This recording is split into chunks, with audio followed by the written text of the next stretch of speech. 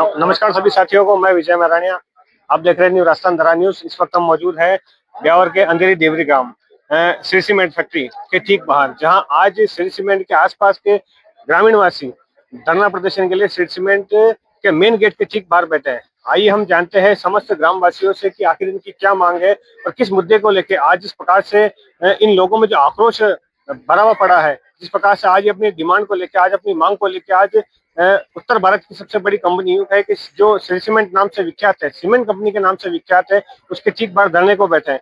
तो आइए हम जानते हैं। सर, आपका नाम? मुकेश घाटा नाम है मेरा। सर, आज जिस प्रकार से देखा जा रहा है कि आज महिला, युवा शक्ति सब यहाँ मौजूद अपनी मांग को लेकर, आखिर क्या है इस फैक्ट्री को लेकर मांग जो आप धरने पर बैठे हैं? सर, काफी टाइम से पिछले न्यूज में चल भी रहा था। तो जो सरकना गांव, ये पास में बिल्कुल सट के श्री सीमेंट की बाउंड्री से, तो उसमें क्या है, ये एक तो वायु प्रदूषण है, एक जल प्रदूषण है।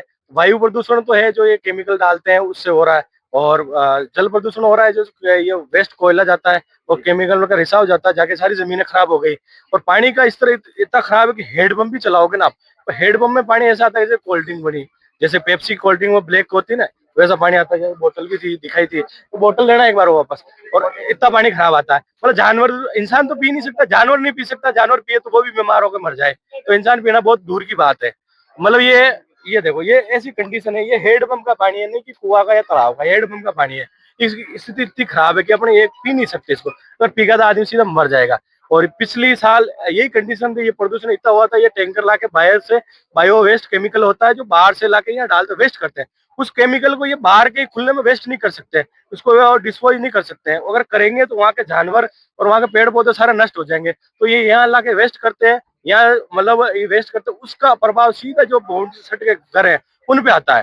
तो अगली बार 7 आदमी मर गए थे, तो इन गाँव वालों की यही 7 आदमी मर गए? 7 आदमी मर गए थे पिछले साल। तो इन गाँव वालों की ये मांग है कि हमारे को ना तो फैक्ट्री से रोजगार चाहिए, ना ठेका चाहिए, ना हमारे को नौकरी चाहिए, कुछ नहीं चाहिए। हमारे जो जमीन है उसका मुआवजा चाहिए, हमारे घर बने हुए उनका मुआवजा चाहिए, तो हम यहाँ से समेट के हमारे कहीं भी जाकर रह लेंगे, जिंदगी अच्छी जिंदगी गुजर बसर करेंगे। नहीं तो यहाँ नरक में नहीं रहना चाहते। इनकी सरकार से प्रमुख यही मांग है, भाई सरकार भी इनका सपोर्ट करे, पोल्यूशन बोर्ड है वो उनका सपोर्ट करे, और श्री सीमेंट प्रशासन है, जिला कलेक्टर साहब है, ये इनका मदद करे, जनता की मदद करे। ये अगर मर रहे हैं, अगर आप सब देख रहे हो कि ये नरक में जी रहे हैं, और तो इनकी मदद की जाए। और ये इनकी 2 प्रमुख मांगे, ज्यादा कोई मांग नहीं, इनको कोई लोभ लालच नहीं है, केवल इनके जमीनों का और मकानों का उचित मुआवजा मिला जाए, और ये दूसरी जगह रहने के लिए तैयार, नरक में नहीं रहना चाहते। सर, इस मुद्दे को लेकर, इस विषय को लेकर आपने प्रशासन से संपर्क साधने की कोशिश करी? क्या बोल रहे हैं? संपर्क साधा था, 31 तारीख को यहाँ बैठे थे धरने पे, प्रशासन आए थे, प्रशासन एसडीएम साहब आए थे और तहसीलदार जी आए थे, और उन्होंने बताया था कि आप 3 दिन रुको, 3 दिन हमको समाधान करेंगे। तो 3 दिन बाद वापस नहीं समाधान हुआ, इसलिए आज वापस हम बैठे। अब आज वापस आए प्रशासन, हमारे पॉइंट नोट करके लेके गए, लेकिन लगता नहीं है कि कोई कुछ कर पाएंगे। सर, इस विषय को लेकर, जैसे जिस प्रकार से प्रदूषित जल है, प्रदूषित वातावरण हो रहा है, लोग मर रहे हैं, क्या आपने फैक्ट्री के जो उच्च अधिकारी है उनसे संपर्क साधने की कोशिश करी? बिल्कुल, फैक्ट्री के उच्च अधिकारी उस दिन साथ आए थे, मौका मुआयना, कई बार मौका मुआयना करके गए, इनको सारा मालूम है, इनको तो टोटल चीज मालूम है कि क्या हो रहा है, ये परेशान है कि नहीं, टोटल मालूम है। लेकिन ये फैक्ट्री के नौकर है, ये उनकी बात, दिल्ली इनका हेड ऑफिस है, वहाँ बात पहुंचाते नहीं है, ये यहाँ कर कुरा के, और ये यहाँ की ड्यूटी पर अरे भाई फैक्ट्री की नजर में ये हीरो बन रहा है कि हम मैनेज कर रहे हैं इनको, ठीक है, वहाँ दिल्ली ऑफिस में ये बात तो नहीं पहुंचाते हैं। तो अभी अगर भविष्य में अगर नहीं होगा, तो 2 दिन बाद नहीं होगा, तो ये गेट बंद करेंगे।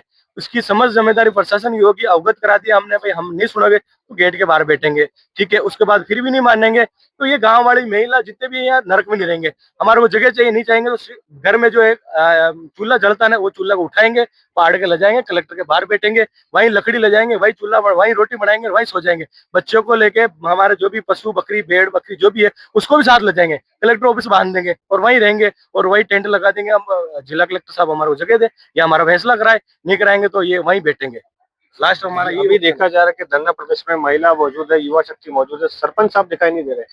क्या बात है सर, क्या मामला है? सरपंच साहब, क्या कहना रहेगा इस बात को लेकर? सरपंच साहब का ऐसा है कि ये श्री सीमेंट है, क्योंकि वो जनप्रतिनिधि, अगर देखा जाए तो चुनाव के वक्त शायद वो आपके साथ हाथ, आपके सामने आते हैं हाथ जोड़ते हुए कि सर ये कर देंगे, बड़े बड़े वादे कर देंगे, लेकिन वो जी सर। हाँ सर, क्या आइए सर, इधर आइए, क्या कहना रहेगा सर? आप एक युवा साथी है, आगे चुनाव भी आ रहे हैं और सभी यहाँ युवा भाई मौजूद है।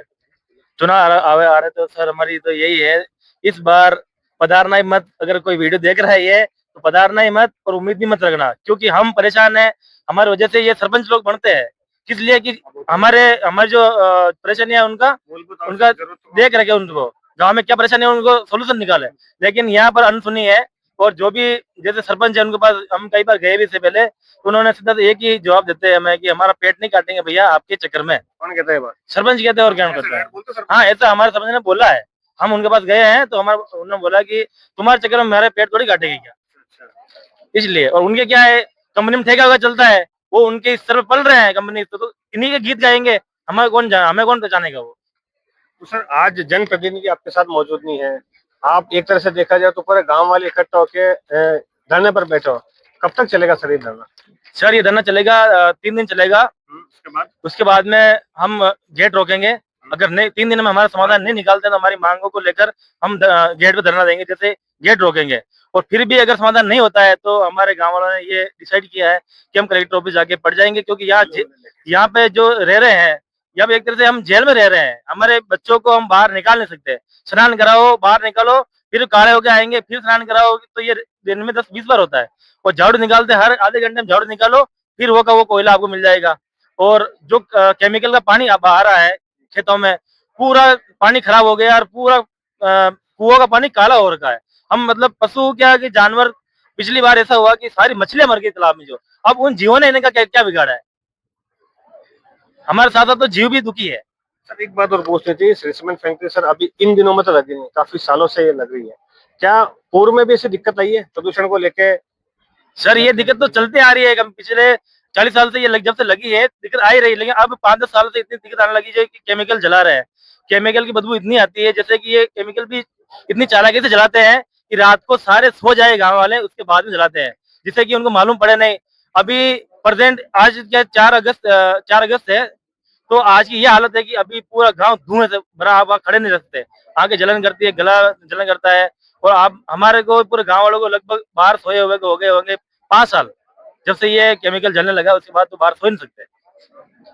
बहुत बहुत धन्यवाद भाई हमारे साथ अपना कीमती समय निकालने के लिए। मैं हमारे मीडिया चैनल के माध्यम से भी प्रशासन से ये निवेदन करूंगा कि आप एक बार इस चीज पे आइए, इस चीज को विजिट करिए, ताकि इन लोगों की समस्या आप खुद स्वयं धरातल पर मौजूद होकर देख सकते। हमारे साथ यहाँ मातृ शक्ति भी मौजूद है, महिला गांव की कुछ महिला भी है, हम उनसे भी जानना चाहेंगे कि आखिर इस धरना प्रदर्शन को लेकर उनका क्या कहना है।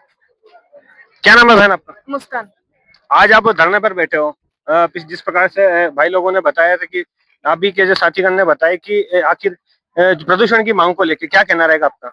हाँ, तो बस जो उनकी प्रॉब्लम है वही हमारी प्रॉब्लम है और हमको बस इसका सॉल्यूशन चाहिए।